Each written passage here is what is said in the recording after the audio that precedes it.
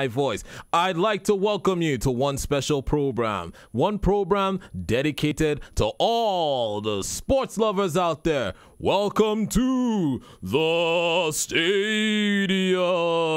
Sorry, I said it like that. Your 101.1 million capacity stadium, big enough to carry every sport on this planet, whether it be football, handball, tennis, table tennis, weightlifting, judo, tente, ludo, water, anything you can think of. That's what we do here on the stadium. And of course, my name is Bucci, and of course, like Liverpool, I never walk alone. The number one striker himself, Mr. Ted, Mr. Floppy Hat, is unavailable right now. He's actually in London right now being a consultant surgeon for Andy Murray's hip surgery. But like I said, like Liverpool, I never walk alone. And I'm here in the studio with, back by popular demand, he is the number one Liverpool supporter. He is the super sub himself. This at the phenomenal strike force that is Mr. Austin Pabo. Yeah. Mr. Pabo. You're such a character. You're such a character. Well, it's good to be back. Really good to be back. Happy New Year. Happy New Year, my brother. Happy New Year. Of course. Yeah. New year, new goals. As the number one Liverpool fan, what's the plan? What's the plan? What's Liverpool's plan? Win the EPL. Is that possible? Come on, walk in. Yeah. With Man City. You see what Man City are doing to... Yes. You know, D1 actually predicted that Man City is going to take this league by March. 2 months away. I wish D1 was here to repeat that, because I have my facts intact. We're going to win the EPL. You heard it here, folks. We're going to hold him to account by this statement.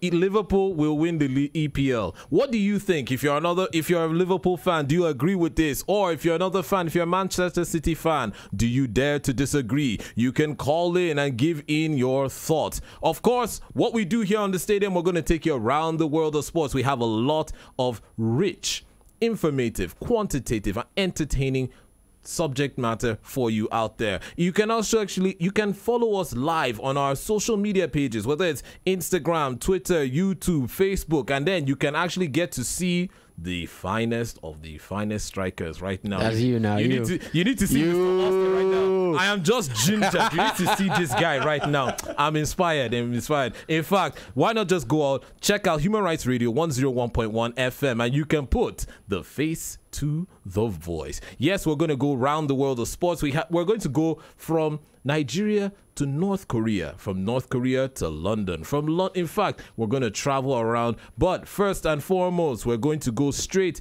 into the breaking news of today, which is North Korea to send a team to the Winter Olympics. Yes, North Korea is to send a delegation to the 2018 Winter Olympic Games taking place in South Korea in February.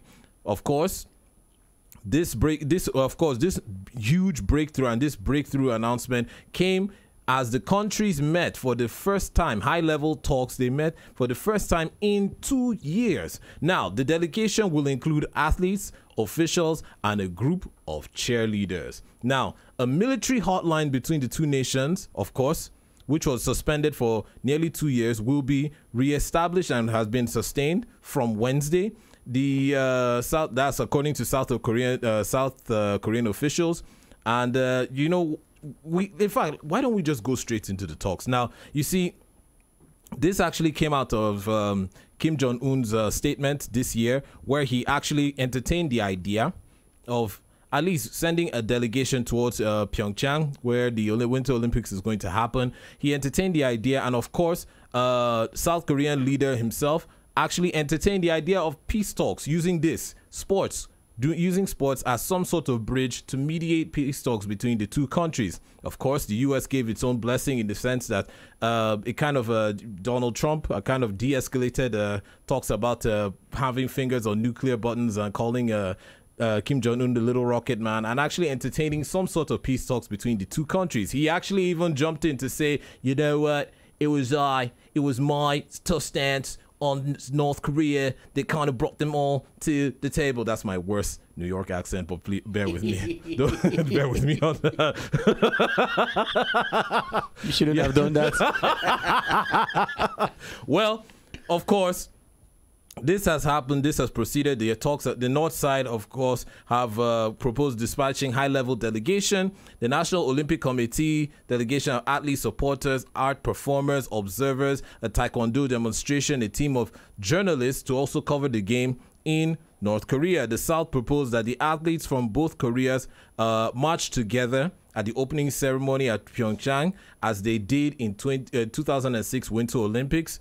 Of course, the North responded to all the South's proposals. Of course, not yet, but it's things to be considered. But then the important thing in this conversation is that North Korea will participate in the Olympics. And now that is a huge, huge step when it comes towards geopolitics and also peace within that region. We all know the demilitarized zone is one of the most highly contested areas. That's the DMZ. The border between the two places is a very tight contested area, and there's been a lot of escalation of talks in the last year. That was 2017, with North Korea in increasing its trying to increase its nuclear foothold in the world with launching of missiles and rockets and things like that. And of course, there have been talks about insults between both Donald Trump and Kim Jong-un, back and forth.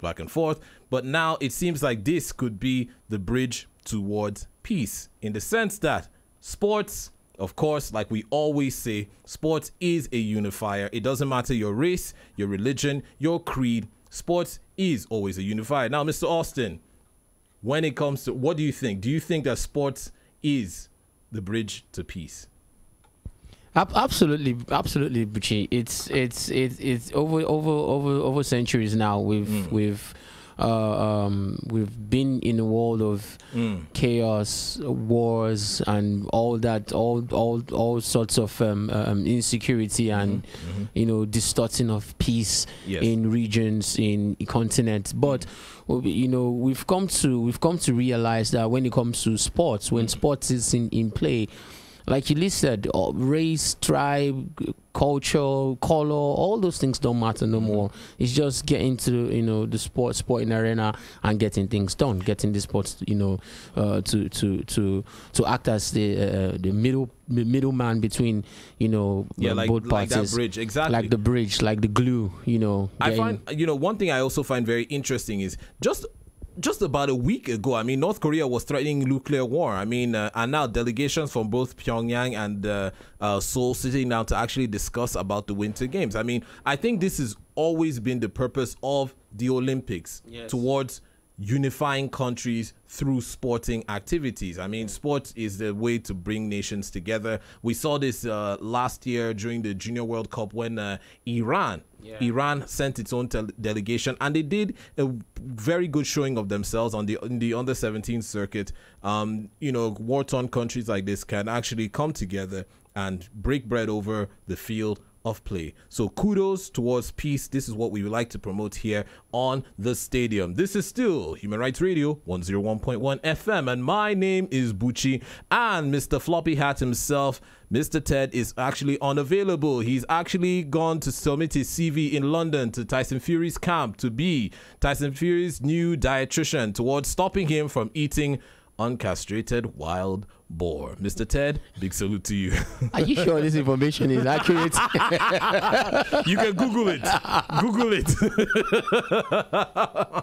This is still the stadium, of course. Like Liverpool, I never walk alone. I'm here with a brother from another mother, Mr. Austin. Now, let's dive into the meat at hand. Football. More interesting news coming out in the world of football. Now, the Football Association, that's the FA, is going to adopt the Rooney Rule as an outline for its plans in 2018. Now, when I say Rooney, of course, everybody is thinking, Wayne Rooney has a rule that they want to adopt.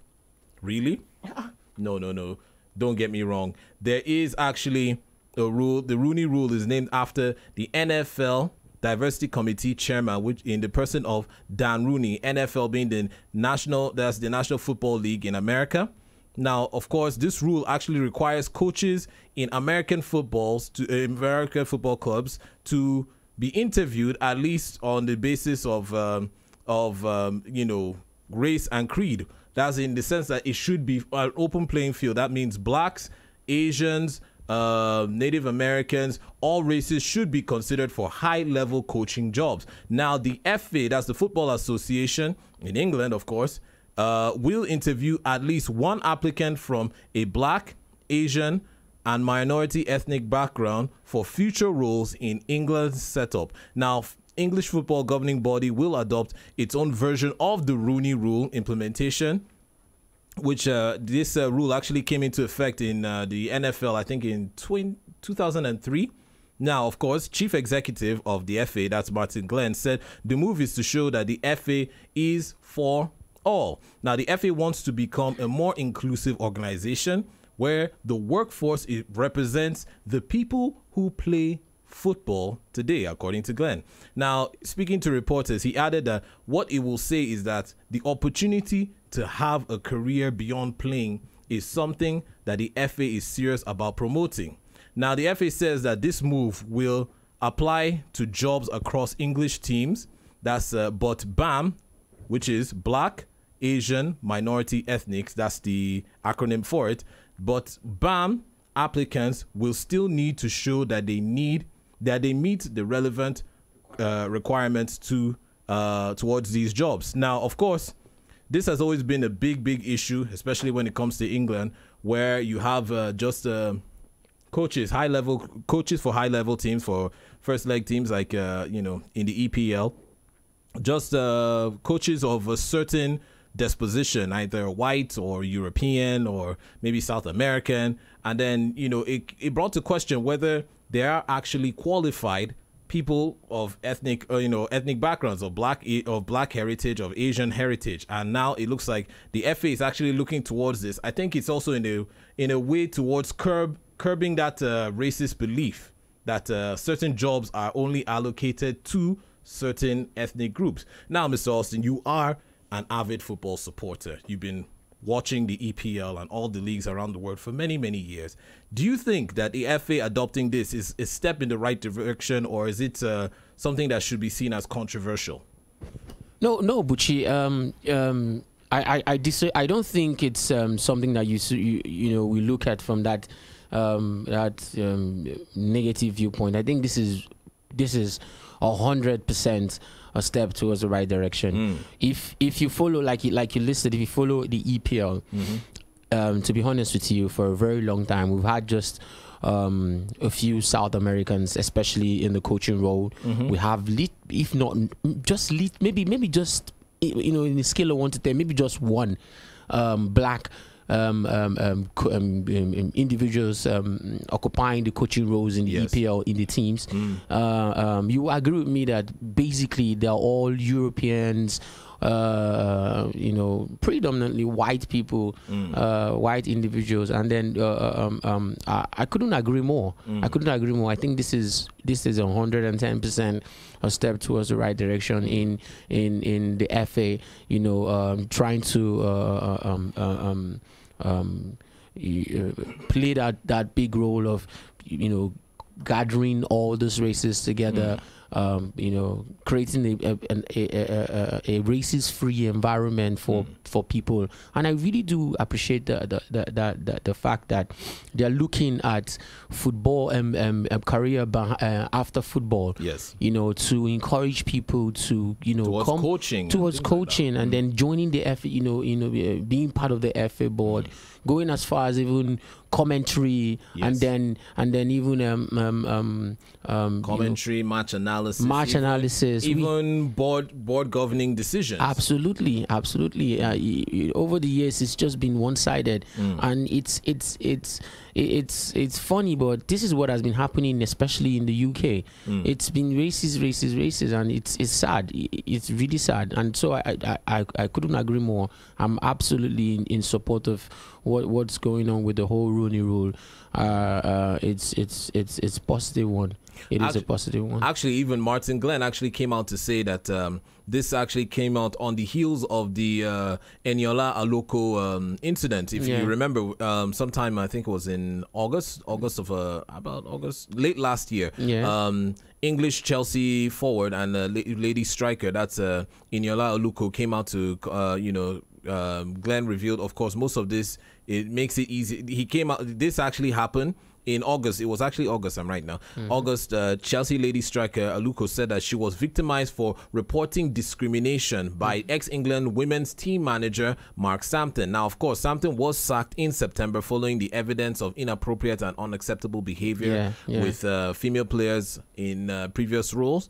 And the FA is now working with UK Sport to create clarity on codes of conduct for players and coaches. He went on to say, we want to make sure that everyone who puts on the English shirt has a way to air concerns or grievances in fair, speedy, prompt manner. I think the lesson here is, especially the lessons we had to learn from Eniola Aluko's affair, was that we did not have the right producers or procedures in place for elite people to raise their concerns, especially when it comes to race. I think it's a very, like you said, it's a huge step in the right direction towards encouraging minority races like blacks and Asians towards trusting in the system, the FA system, and of course, it's a step in the right direction. Kudos to him, and kudos to the FA board for this. 2018 I think is going to be a phenomenal year. Absolutely. When it comes to football. I couldn't agree anymore.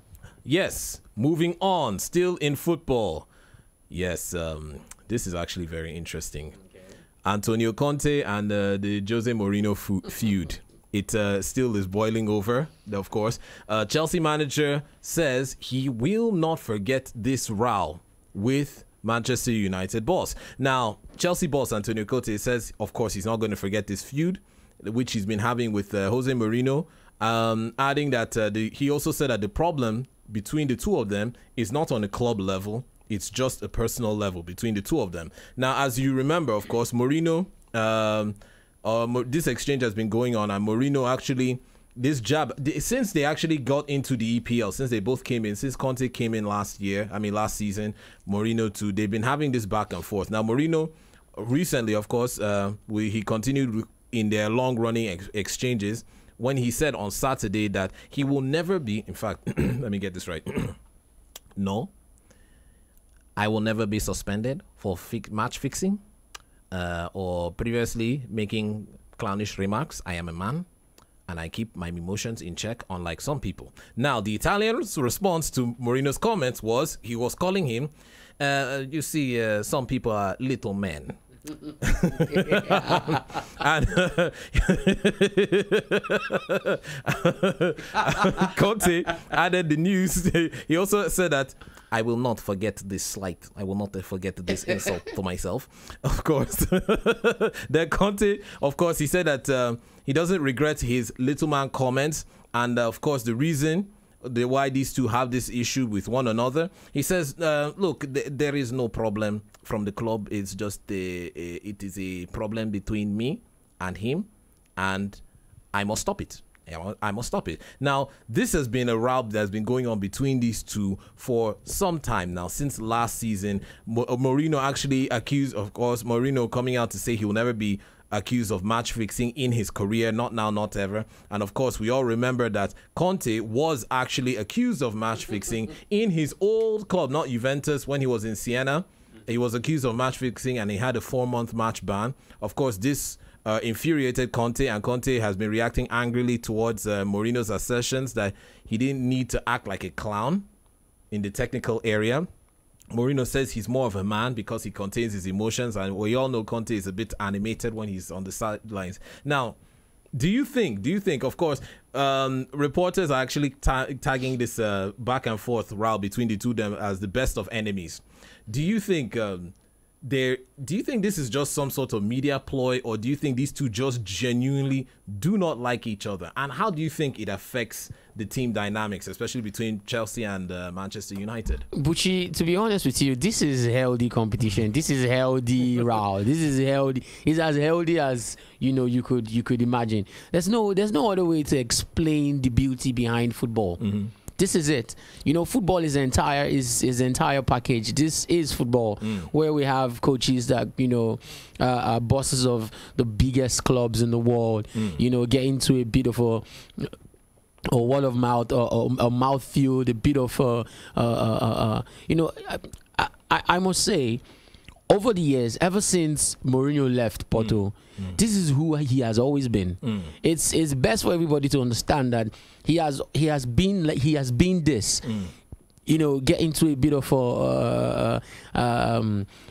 altercation, a discomforting situation between himself and the big coaches in every league he has been playing.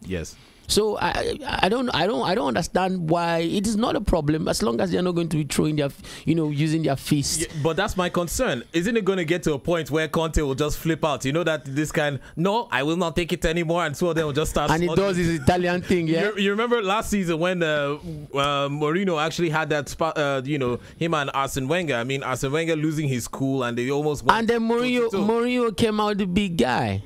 Mourinho came out the big guy because Arsene Wenger, who's a card lover, decided to, you know, put his hand on the coach. I don't.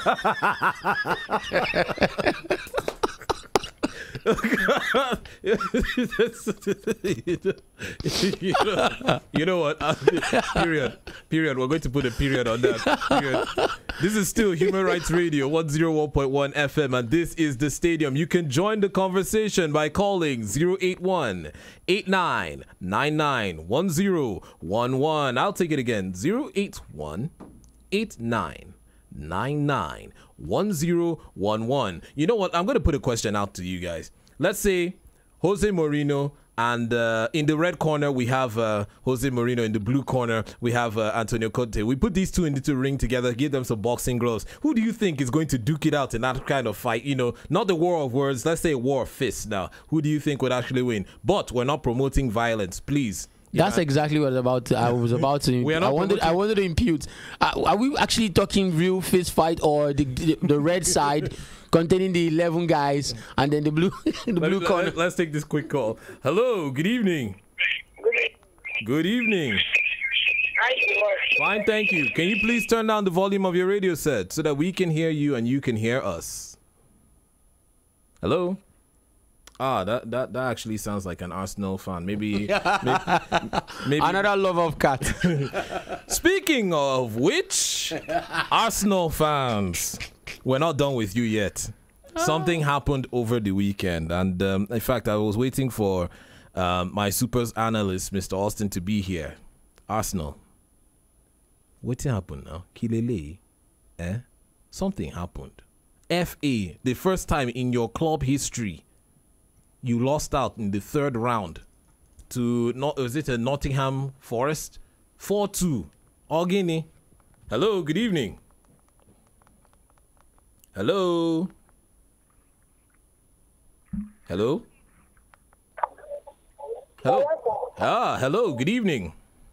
Good evening, sir. Welcome to the program. All right, what's your name? What? Hello? Good evening, sir. Good evening. What's your name and where are you calling from? My name is Glory, coming from Zuma. Glory, how is your area this evening? Fine. All right. The work is fantastic. You're on to The Stadium, a sports program on Human Rights Radio, 101.1 FM. Do you have anything to contribute about some of these stories that are trending right now? I can't hear you. Oh, you're on to The Stadium, a sports program on Human Rights Radio, 101.1 FM. Would you like to contribute? Yes, I want to talk with the extraordinary president. Oh, I'm afraid you're going to have to call back in about 1 hour's time. You'll be on with the ordinary president. Is that okay? Okay. All right. Thank you, Glory. Thank you very much. Please, which program are they doing now? Like I said, it's a sports program. If you listen to the radio, you can join us here on the conversation. Okay, Glory? All right, that's Glory looking for my Oga. But for this period, I I'm the Oga, because this is the stadium, your 101.1 million capacity stadium, big enough to carry everybody and anything called sports. And of course, like Liverpool, I'm not alone. I'm in the studio with Mr. Austin himself. Now, Mr. Austin, Arsenal, 4-2. Being humbled out. In fact, I'm just going to leave the floor to you. What are your thoughts? First of all, I'm not any. My team is not any better, to be honest. We have our, we are facing our own dynamic, unpleasant position. I'm sure you must know. Yes, we lost Coutinho to Barcelona a few days back. I was beating you. I didn't want to jump on you yet. I said, let me. I am going to be honest with you. That is a massive blow. Yes, that is a massive blow, and it has not made things. It has not made things better for us. But we're not talking about Liverpool, of course. So we'll get to that. All my Arsenal compatriots. I feel really bad for the Arsenal fans, to be honest with you. And I know that they've built this tough skin. They now have this shield. They're now protected. I don't think they are hurt anymore. They just went and felt good about. They didn't really feel good, but they just let it go because they have this. They've been able to absorb this kind of situations. I don't think they were really expecting so much. And I'm going to support them today and say they really need to get a coach. I don't care even if it's David Moyes. They really need to get a coach. But David is doing stuff for West Ham. That's now. what I'm saying. I'm saying I don't even care if it's David Moyes or if it's Sam Allardyce. Anybody from the moon could go coach Arsenal. They need a new dimension, a new perspective. They need new blood. They need new blood. They need new ideas. They need new concepts on how they could play football and keep their legacy, keep their legendary status in check and in shape. Right now, they found themselves in a position where I don't think Wenger understands that there's change in football right now. Of course. There's a new dimension to the English football. Every single game, it's important. True. He doesn't get it.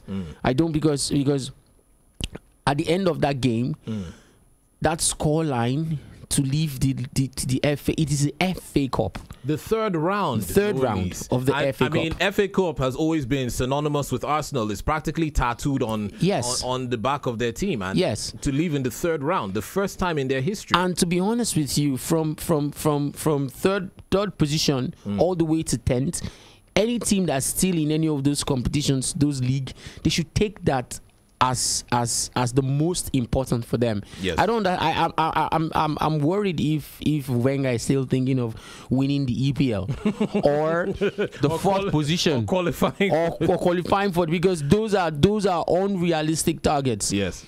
A realistic target for Wenger a few days back would have been get to the finals of the FA Cup, and now he blew it up. I feel sorry for my Arsenal fans the friends. Before we actually leave, do you actually think that this is actually now the call? This is like the final straw, and the management or the board are going to actually sit down and actually really deliberate as to Wenger's future? There's no need continuing. No. They have been here before. They've been here back to back and then back. They literally had banners saying, dude, leave. We are done. They did that in Emirates. Dude, we thank you for all the years. They were begging him, thank you, leave. We'd rather finish 10th with a new idea than to continue struggling for fourth position without any clear vision of where the club is going to. And it's high time he looks at it like, okay, you know what? It's time to leave. It's really time to leave. Arsenal is sinking really deep, and Arsenal is a massive club. Arsenal is a very massive club, and it's very unfortunate that they have to be bound of competitions like this and losing carelessly to teams. I feel bad for them. Arsenal fans, we feel bad for you. We feel your pain. Yes, this is the stadium, and unfortunately, this is the much we can take for today. I want to thank myself because apparently I produce myself, so all my other producers, I'm thanking myself. Yes, Mr. Brown is actually looking at me and giving me the eye. Okay, Mr. Brown, I thank you so much, my producer, even though I did it myself, but I did it. Thank you. I want to thank Mr. Brown, my producer. I also want to thank the guys in the IT department and the guys in the visual department for streaming us live and making us look this good. You can actually check us out on our social media pages: Instagram, Twitter, Facebook, YouTube. Just type in Human Rights Radio 101.1 FM and follow us live. You can actually go back and check all our programming on this show, because that's what we do here at Human Rights Radio. We stream everything live. My name is Bucci. His name is Mr. Austin Pablo. Thank you so much, my brother. Thank you very much. Mother. And I want to thank you out there, the fans who listen, contribute, call in, leave your comments, subscribe. You out there, without you, there is no us. Let's do this again tomorrow, same time, same station. But up next is the Ajebol herself. And she has a very important question and message for you. So don't go anywhere. Keep your dial locked, because we are out. Good night.